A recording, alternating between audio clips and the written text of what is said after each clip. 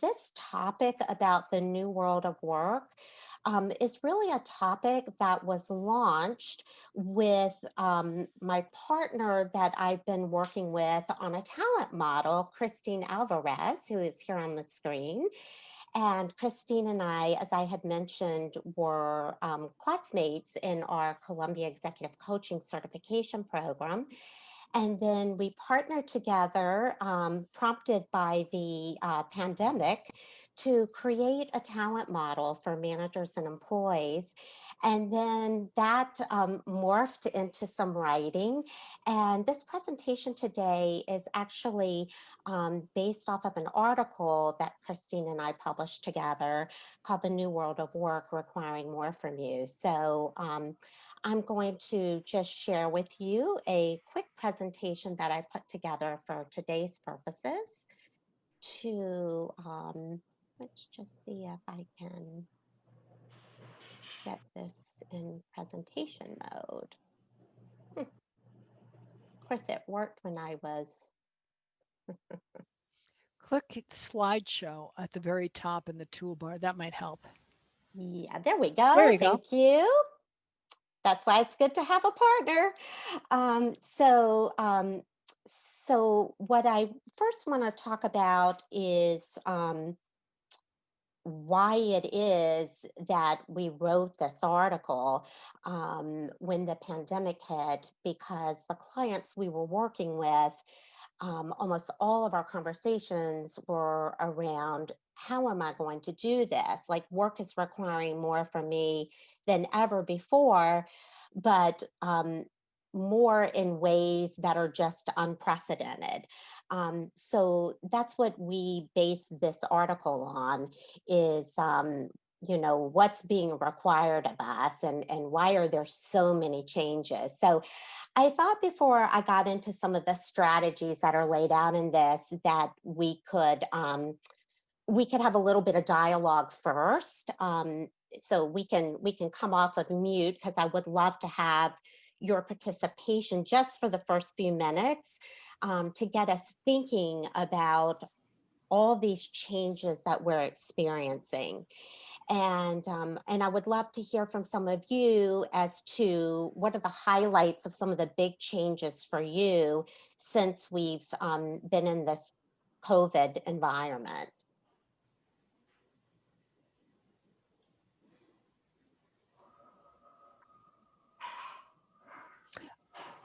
I can kind of start because one of the biggest things that changed for me, and it was a hard change, was a mindset shift, knowing that my work was now in my home. And it's, it was like I would work from home on occasion. It was a perk, but now I'm here 24/7. And I had to make the mental discipline that when I'm in front of my computer, and I had to design a workspace because I don't have an office. One reason to move to Connecticut. But the idea was I had to be more disciplined, and that this is my space, and this is for working. This isn't my perk, and I can kind of come in and out. It was really that mind shift that I really had to kind of really focus on, paying attention, because this now becomes work, just like it was in my office. And I think that was the hardest thing for me. Mhm. Anyone else have any significant things change for them? So, and can you hear me? Yes, Brigitte, we can hear you. Okay, finally, I figured it out. I had to put earphones in. So, hi, everyone. So I missed the beginning of the conversation because I couldn't hear anyone. And Eileen, it's nice to see you again, and as well. It's been a while. So I'll just, say that I'm looking for my next opportunity. And so, this COVID came as a surprise, and I had not expected that, it would take me so long.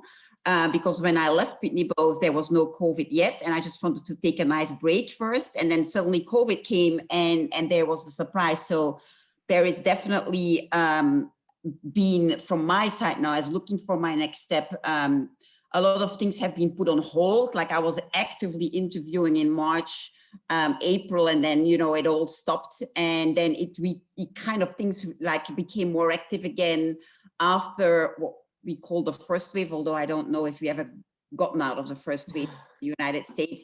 But you know, so it's difficult. It's a tough market. The market changed like dramatically in a month's time. At the other hand, I must say that the silver line in it is that companies, not all, but a lot of companies are open now to do remote working.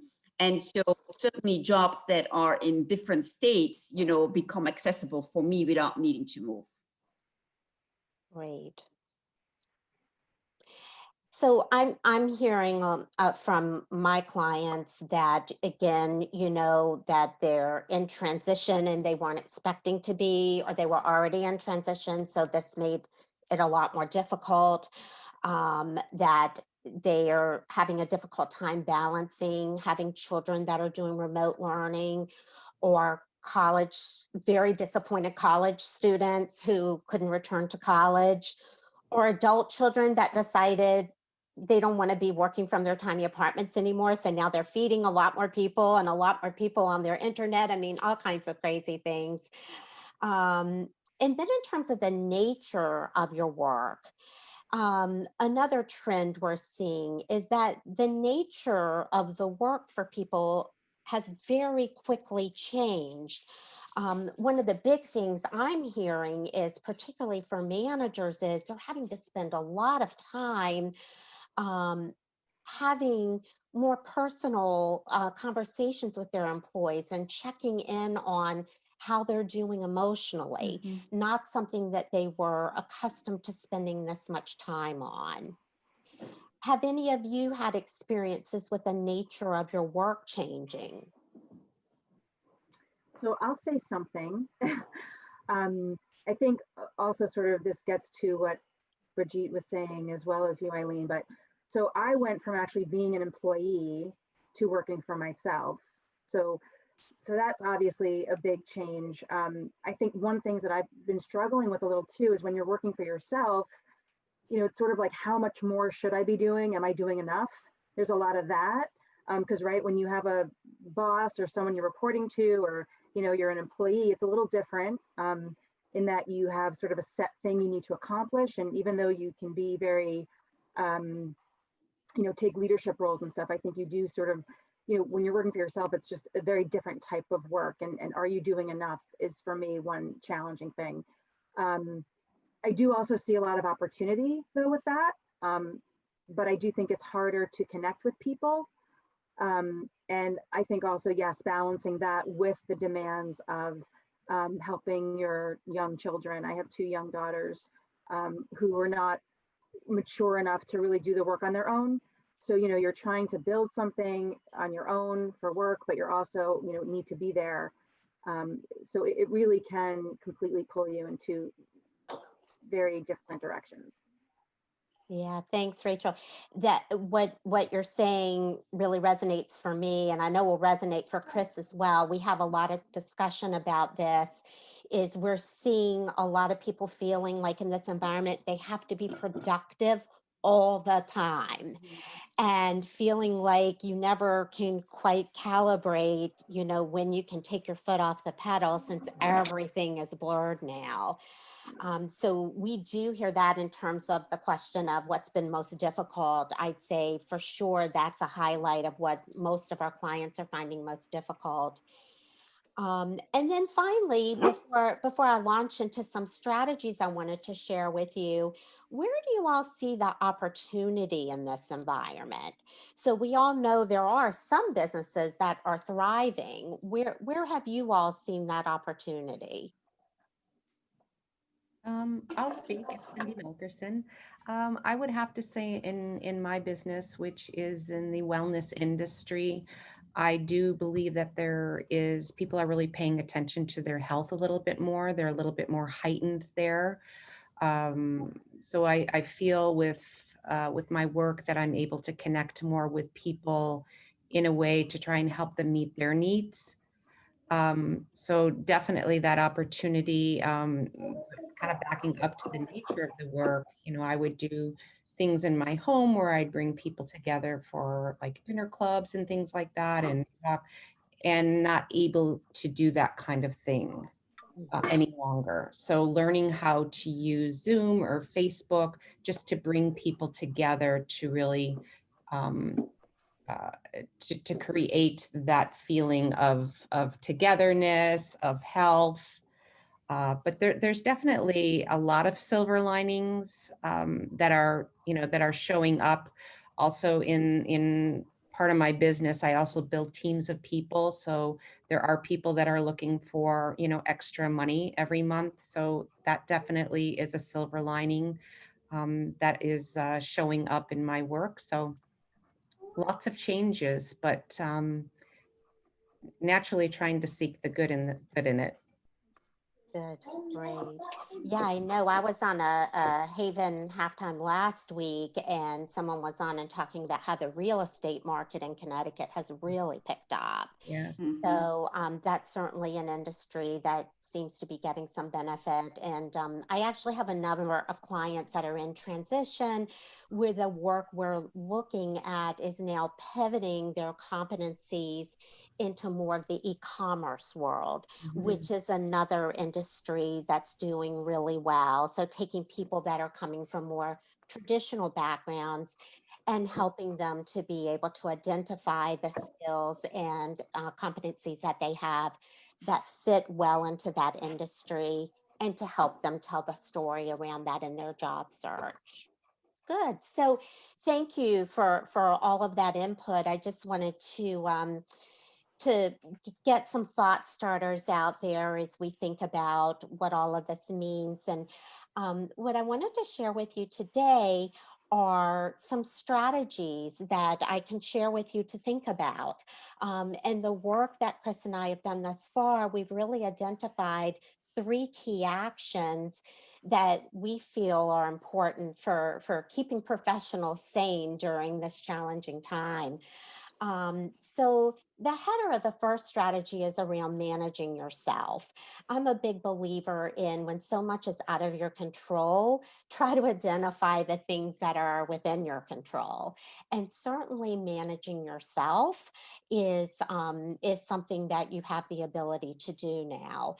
And one of the first actions that you can take is to be deliberate about your schedule.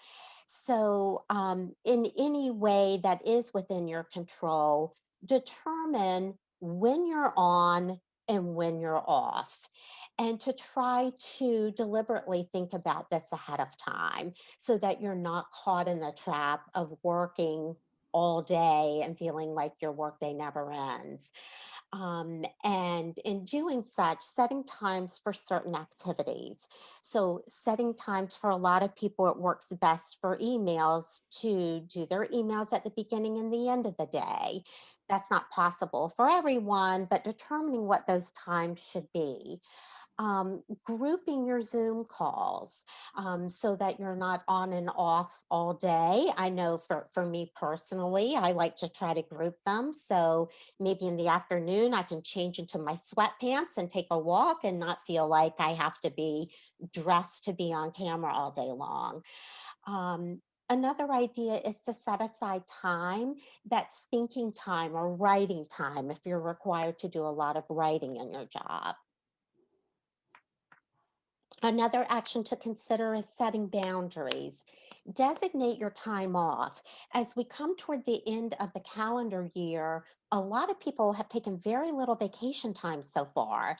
It's still important to take your time off, even if you're not going anywhere, to recharge, to relax, to give yourself a break from the day to day monotony of work. I know a number of people are setting no meeting days, no meeting Mondays or no meeting Fridays, that they're finding that that works really well for them and their teams. A third action would be thinking about respecting yourself and respecting your loved ones. And what I mean by that is being okay with giving yourself a break. These are hard times for everyone, and there are going to be a lot of things that aren't done perfectly perfectly during these challenging times. You may find yourself making mistakes or mishaps that you didn't before. And this is a time where we all need to give ourselves a break as well as others, allowing for a little more cushion for everyone.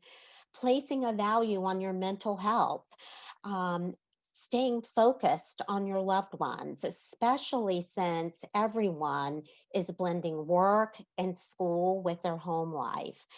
So basically, don't be too hard on yourself, on others, and recognizing that these are just the most unusual times.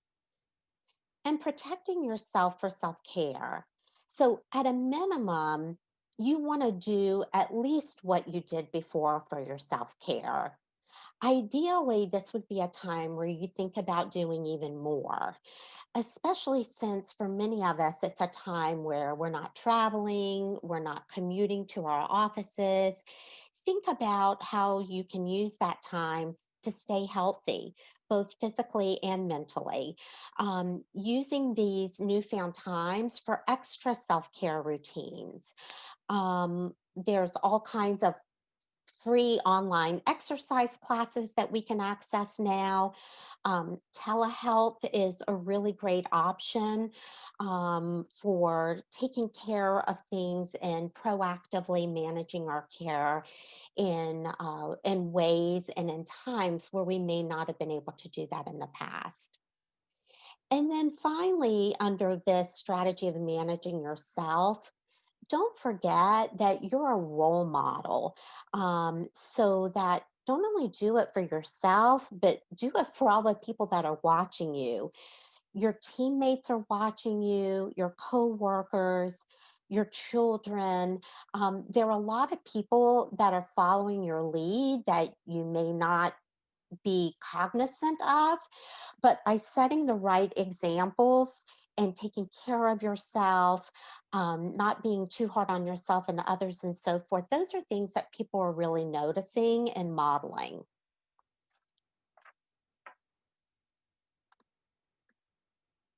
So the second strategy is around redefining productivity. And this is to the point that we were making earlier and what Rachel was bringing up. There's this feeling that since we're working from home or not in our offices or normal routines, that we have to be productive all the time. So, this is about redefining what productivity means for us. So, the first action that I would recommend is examining your multitasking activities. Most people think they're really great at multitasking, but neuroscience tells us otherwise. I mean, we may think we're great at it because we have to do it, but most people aren't as good as they could be if they were more singularly focused. And by constantly diverting your attention from topic to topic or project to project, you're actually hampering your productivity. And even more importantly, it's utterly exhausting. So many people during this time of COVID and working remotely say to me, I just don't understand why I'm so exhausted all the time. But if you really examine how people are working now, it's pretty easy to see why people are so exhausted because there's poor practices around focusing on one thing at a time. So, by being more focused and setting aside time to focus on important things one at a time, it would help to increase your focus and creativity and therefore productivity. And in order to do that, it does require often getting agreement on work priorities. So you may not be speaking to your boss or your direct reports as much as you used to, and this is going to require being deliberate and planful about scheduling check ins and making sure you're not only setting your priorities, but the people that you work with are clear on theirs as well. Also, setting aside distinct blocks of time for work can be very effective. So, to the best of your ability, attempting to make a schedule each week with dedicated blocks of time for more complex work or for work that requires no interruption. That can lead to much more effective way of working and better work product at the end of the day. And, I'm sure it's no surprise, particularly to those of us that are part of HAYVN, maintaining a dedicated workspace can be very effective. It also helps you to separate work from the rest of your life. That was actually one of the reasons I joined HAYVN because I used to have a work share space in the city. And then when I started working from home, it was getting very frustrating. Every time the doorbell rang and every time my husband was shooing me away from the kitchen table or wherever it was I was trying to work, I finally realized that just wasn't effective for me and that I needed that separation. It can also help you build a routine. It can help you have a place where you know you can find things and can help you to stay organized. And then finally, protecting time for thinking and recharging is very important. So, for example, setting up an agreement with your coworkers for when you'll be working on a project or when you're going to set aside some thinking time to perhaps get some things done that you've been procrastinating or you need quiet time for.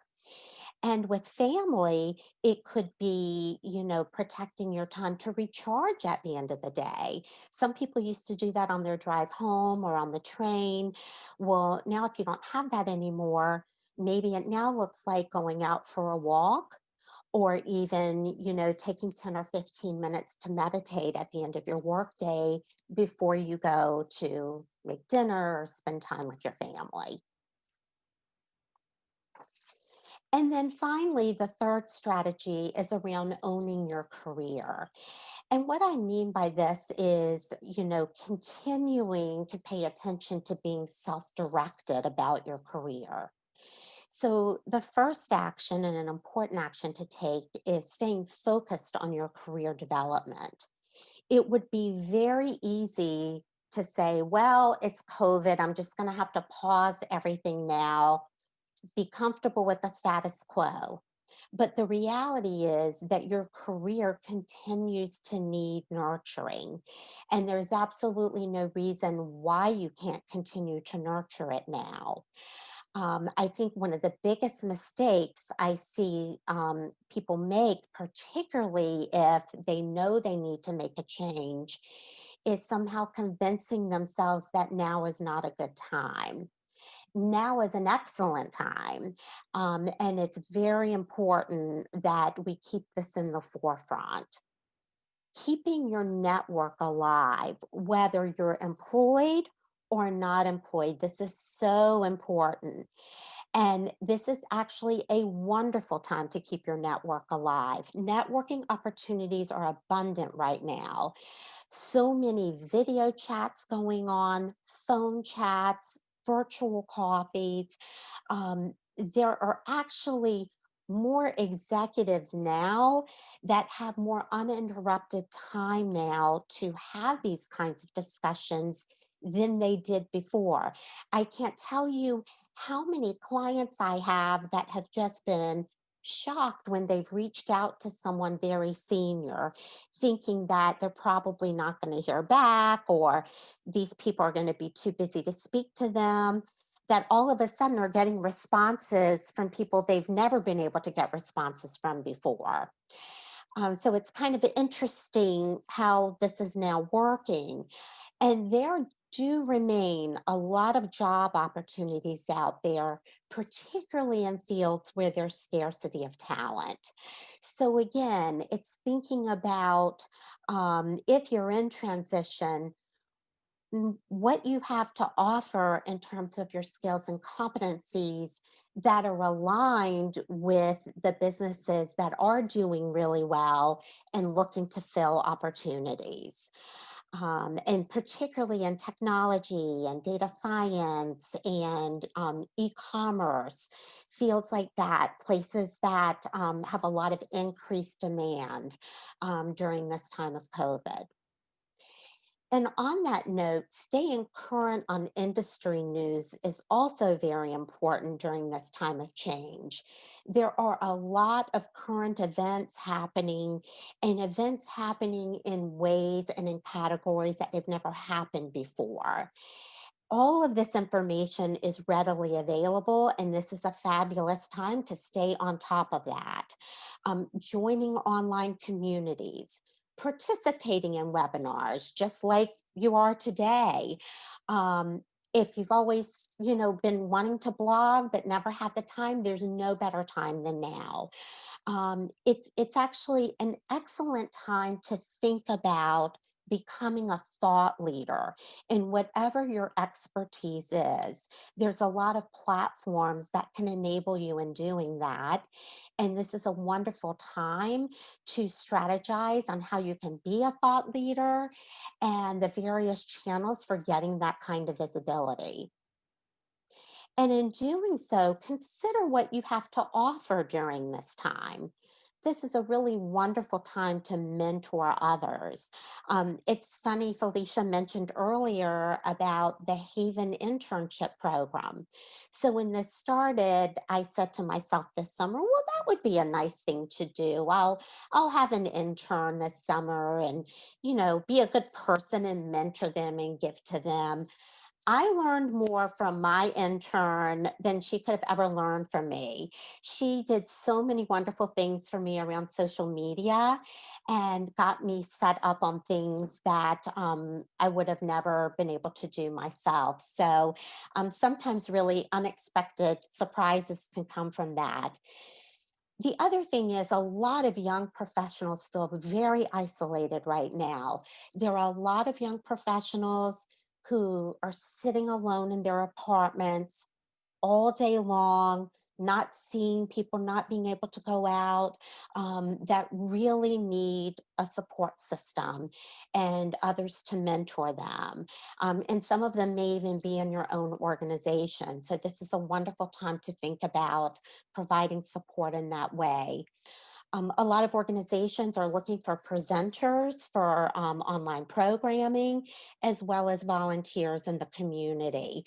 I know, for example, just in the local community, with all of the online schooling going on, even providing tutoring is something that can be very rewarding and really needed right now.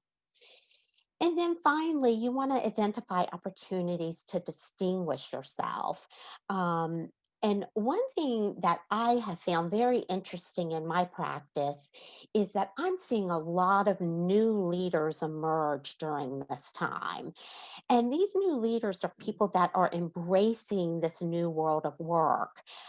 They're really embracing the opportunity that comes from working remotely, being able to converse with people by video, and having the type of opportunities for communication that this affords them.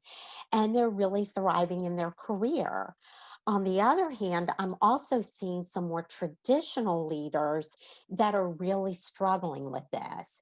People who have never really learned how to effectively communicate in a remote setting with a distributed workforce. So, this is providing some really interesting opportunities, and quite frankly, really interesting opportunities for women, where maybe in the past they were having a difficult time having their voice heard, but in this type of virtual environment, finding it much easier to be able to make an impact. So that would be another thing I would encourage you to consider. So finally, um, this these points, these three strategies, this is just a high level summary of what a lot of us are experience right now in the new world of work. And unfortunately, there are no clear timelines and no clear roadmap as to when all of this is going to end or if things will ever even go back to what we knew as normal. But understanding that this is an important time in your career and that you can take responsibility for your career and consider future opportunities in what we're calling your next. And your next is actually that what you're seeing here is actually the brand that Chris and I are working with on these topics. So what I'll be doing following this presentation today is I'll share with all of you the article that was written around these topics. But what I'd love to do now is just get your feedback on what you heard and take any questions or comments that you'd like to make.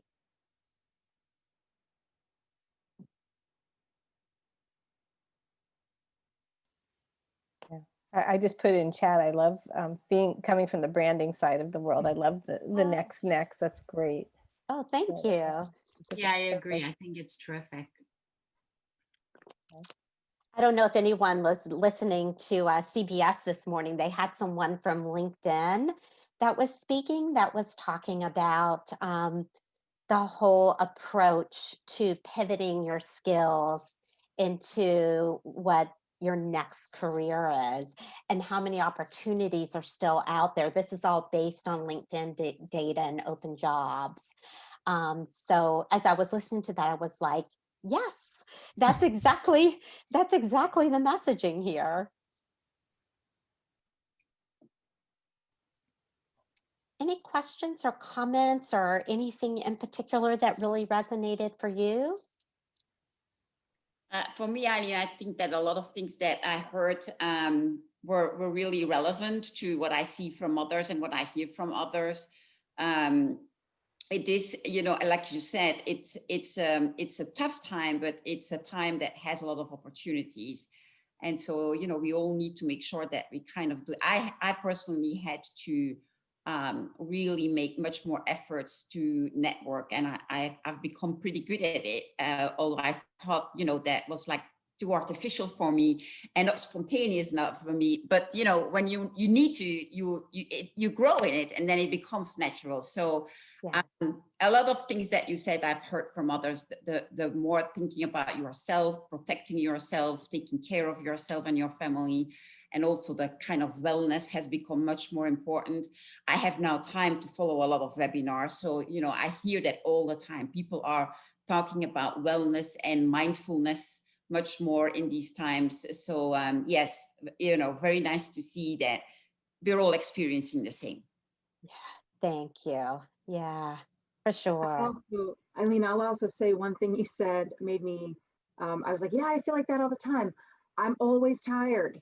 And I don't know why. Because I feel like I don't have to get up super, super early and take a shower and get dressed and get myself ready and run out the door, which is what I was doing all the time before. Yes. And, I can go to bed earlier. But why am I so tired? But I think it's true that because we're spreading ourselves so thin all day, Yes. with the work and the children and the school and the house and the food and, preparing however many meals we prepare a day, it's exhausting. And now I'm glad at least to hear that, it seems like we're not alone there either. Everybody's tired. You're not alone. Everyone is exhausted. That's Yeah. for sure. I do a lot of group coaching with a women's group called Chief, and a lot of the conversation we have is around this and around the techniques that people are finding that are just helpful for them in setting that routine. I mean, I think for the first couple of months of COVID, a lot of the conversation honestly was as simple as it's important to take a shower and get dressed every day. Like it was remarkable how many people were just feeling like, yeah, I don't really have time to take a shower. I don't really need to get dressed because I'm not going anywhere. I mean, I'm not going anywhere either, but sometimes I find if I just like, okay, I'm going to put on a nice shirt because at least people are going to see me from here up. And do that, every morning just to make myself feel like I'm starting something, so that then when I'm ending it and put the sweats back on, at least it's like tricking my brain into thinking I've got some sort of rhythm going. And I think for everyone, it's different. You have to find what works for you. But I know a lot of the women that I coach have told me that it's become important for them, or then just absolutely everything's blurring together. Mhm. Yeah, Eileen, I really liked your point about breaking up the workday somehow, whether like because we're not commuting with a walk Yes. or a mindfulness session, just something to first off, get you away from your desk. And then also to actually like mentally disconnect from what you had been working on. I think that's a great suggestion. Great. Good. Well, Felicia, thank you for the opportunity to share this with everyone. And thank you so much, Eileen, and everybody for joining today.